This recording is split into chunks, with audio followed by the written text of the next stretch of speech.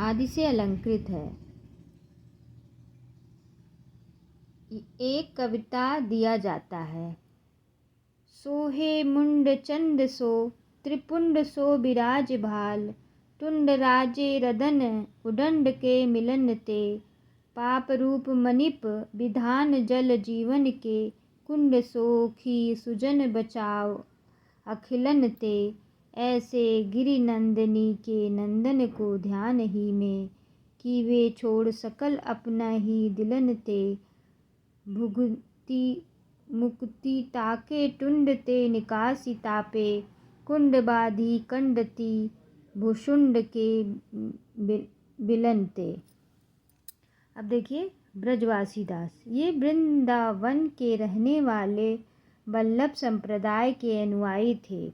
इन्होंने संवत 1827 में ब्रज विलास नामक एक प्रबंध काव्य तुलसीदास के अनुकरण पर दोहे चौपाई में बनाया। इनके अतिरिक्त इन्होंने प्रबोध चंद्रोदय नाटक का अनुवाद भी विविध छंदों में किया, पर इनका सबसे प्रसिद्ध ग्रंथ ब्रज विलास ही है, जिसका प्रसार साधारण श्रेणी के पाठकों में है।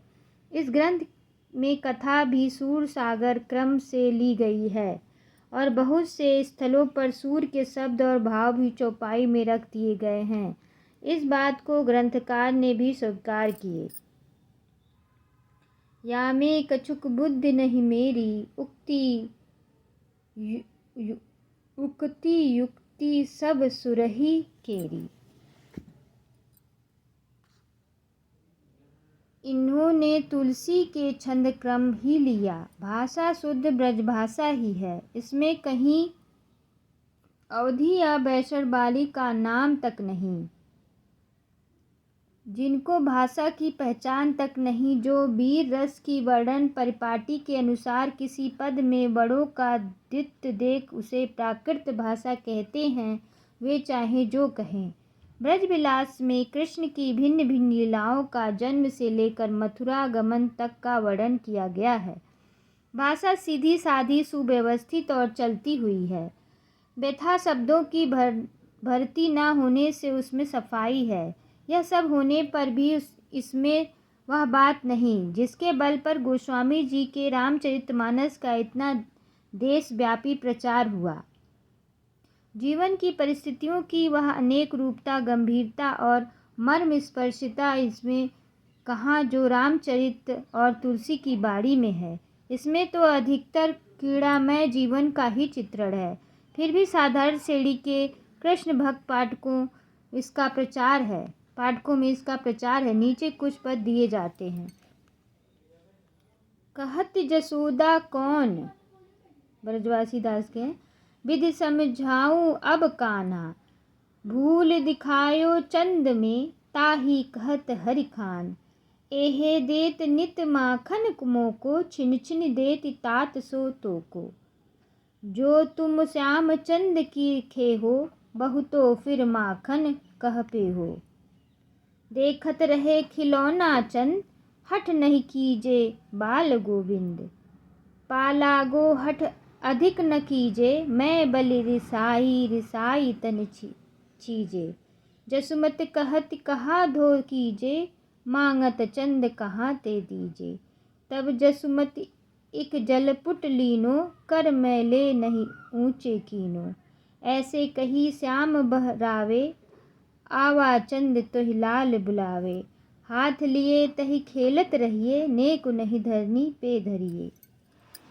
2890 गोकुलनाथ, गोपीनाथ और मणिदेव, इन तीनों महानुभावों ने मिलकर हिंदी साहित्य में बड़ा भारी काम किए। इन्होंने समग्र महाभारत और हरिवंश, जो महाभारत का ही परिशिष्ट माना जाता है, का अनुवाद अत्यंत मनोहर विविध छंदों में पूर्ण कविता के साथ किए। कथा प्रबंध का इतना बड़ा काव्य हिंदी साहित्य में दूसरा नहीं बना। यह लगभग 2000 पृष्ठों में समाप्त हुआ। इतना बड़ा ग्रंथ होने पर भी ना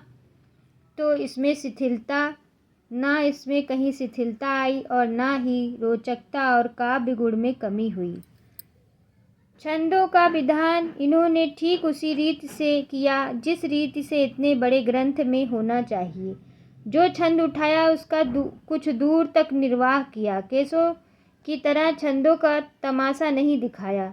छंदों का चुनाव भी बहुत उत्तम हुआ। रूपमाला, घन, छरी, सबैया आदि मधुर छंद अधिक रखे गए। बीच बीच में दोहे और चौपाई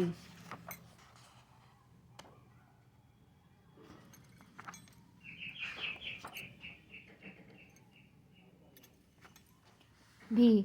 भाषा प्रजल और सुव्यवस्थित है। अनुप्रास का अधिक आग्रह न होने पर भी आवश्यकता विधान है। रचना सब प्रकार से साहित्य और मनोहर है और लेखक को काव्य कुशलता का परिचय देती है। इस ग्रंथ के बनने में भी 50 वर्ष से ऊपर लगे हैं।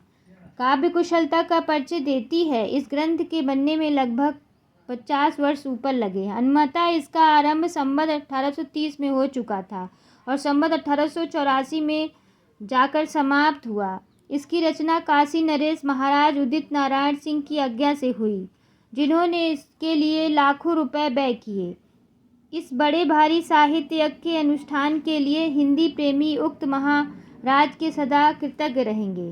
गोकुलनाथ और गोपीनाथ प्रसिद्ध कवि रघुनाथ बंदीजन के पुत्र और पौत्र थे। मणिदेव बंदीजन भरतपुर राज्य के जहानपुर नामक गांव के रहने वाले थे और अपनी विमाता के दुर्व्यवहार से रुष्ट होकर काशी चले आए थे। काशी में वो गोकुलनाथ जी के वहाँ ही रहते थे और स्थानों पर भी उनका बहुत मान हुआ था। जीवन के अंतिम दिनों में कभी भी विचित्र भी हो जाया करते थे। उनका परलोकवास संवत 1820 में हुआ। गोकुलनाथ के इस महाभारत के अतिरिक्त निम्नलिखित ग्रंथ भी लिखे हैं। चेतन चंद्रिका गोकुलनाथ, गोविंद सुख विहार गोकुलनाथ, राधा विलास गोकुलनाथ संवत 1858, राधनख सिख नाम रत्नमाला कोश किसका है? गोकुलनाथ का।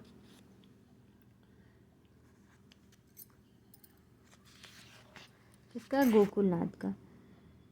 चंद्रिका गोकुलनाथ, गोविंद सुख विहार गोकुल, राधा कृष्ण विलास गोकुलनाथ, राधा खन सिख नाम रत्नमाला कोश गोकुलनाथ 1870 संवत, सीताराम गुणवंत अमरकोश भाषा संवत 1870 गोकुलनाथ, कवि मुखमंडल गोकुलनाथ, चेतन चंद्रिका अलंकार गोकुलनाथ, जिसमें काशी राज की वंशावली भी दी गई है। किसमें? चेतन चंद्रिका में। राधा कृष्ण विलास रस संबंधित ग्रंथ हैं और जगत विनोद के बराबर हैं। सीताराम गुणवण अध्यात्म रामायण है, अनुवाद है, जिसमें पूरी राम कथा वर्णित है। कवि मुखमंडल भी अलंकार संबंधित ग्रंथ है। गोकुलनाथ का कविता काल संवत 1840 से 1870 तक माना जा सकता है।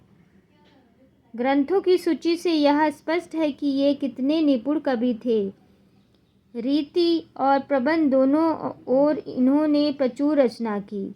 इतने अधिक परिमाण में और इतने प्रकार की रचना वही कर सकता है जो पूर्ण साहित्य मर्म काव्य कला में सिद्धहस्त और भाषापूर्ण अधिकार रखने वाला हो। अतः महाभारत के तीनों अनुवादों में तो ये श्रेष्ठ ही हैं। साहित्य के क्षेत्र में भी ये बहुत ऊंचे पद के अधिकारी हैं। रीतिग्रंथ रचना और प्रबंध रचना दोनों में समान रूप से कुशल और दूसरा कोई कवि रीति काल के भीतर नहीं पाया जाता। महाभारत के जिस जिस अंश का अनुवाद जिसने जिसने किया उस अंश में उनका नाम दिया हुआ है। नीचे तीनों कवियों की रचना के कुछ उदाहरण दिए जाते हैं। सखियन के सुत में उत्कु कला कोकिल की, गुरुजन हूँ पे बुनित लाज के कथान की। कोकुल अरुण चराबुंज पे गुंज पुंज, धुनिसी चढ़ती चंचरिका चरचान की। प्रीतम के सवन समीप ही जुगत होत, मैन मंत्र तंत्र के बरन गुणगान की। सौतिन के कानन में हलाहल के हलती, येरी सुखदानी तो बजनई बिछुअन की। दुर्ग अति ही महत रक्षित भटन सो चहु ओर, ताहि घेरव साल भूपति सेन ले अति घोर। एक मानुष निकसिवे की रही कातुक न राह, परी सेन साल निपकी भरी सुध उछाल। लहि सुदेड़ की सुअग नीचा कीचक जोन, जय सिंहनी पास चंबुक था कीनो गौन। लाग्यो कृष्ण सो कहन भांति ससित मत बैन, यहाँ आई कही ते तुम कौन ही छवि ऐन। नहीं तुम सी लगी भू पर परी सुषमा बाम, देवी दक्षिणी किन्नरी केसरी सची अभिराम। क्रांति सोवती भरो तुम्हारी लखन बदन अनूप, करेगो नहीं स्वाबस काको महामनंत भूप। गोपीनाथ का सर्व दिश में फिरत भीषण को सुरत मन मान, लाखे बस को तहाँ धूप अलात चक्र समान। सर्व थर सब रथिन सोते ही समय निप सब घोर, एक भीषम सहस समरन जूरो हो तह जोर। ये महाभारत गोपीनाथ का है, वो महाभारत का था। मणिदेव बचन यह सुनि कहत भो, चक्रंग हंस उदार उड़ेगे मम संग किमि, तुम कहऊ सो उपकार। खाया जूठो पुष्ट गर्वित काग सुनि ये बैन, कहो जनत उड़न की छत रीति हम बल ऐन। तो नमस्कार, आशा करती हूँ कि आप इसे सुनकर लाभ उठाएंगे।